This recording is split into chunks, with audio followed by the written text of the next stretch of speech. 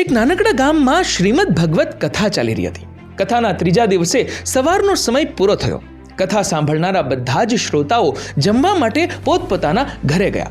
પરંતુ એક 60 વર્ષની એક વિધવા સ્ત્રી કથા મંડપમાં જ બેઠી રહી. એક સ્વયંસેવક એમની પાસે ગયો અને કહ્યું, માડી, હવે તો કથા બપોર પછી 4 વાગે શરૂ થશે. તમારે જમવા માટે ઘરે નથી જવું? બેટા, મારે આજે ઉપવાસ છે.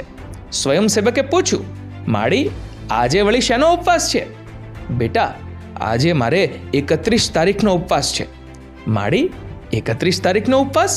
ભાઈ, મારે 2 દીકરા છે. મારી જવાબદારી બંનેએ સરખા ભાગે વહેંચી લીધી છે. 15 દિવસ નાના દીકરાના ઘરે ને 15 દિવસ મોટા દીકરાના ઘરે. પરંતુ જે મહિનામાં 31 દિવસ હોય ત્યારે શું કરવાનું?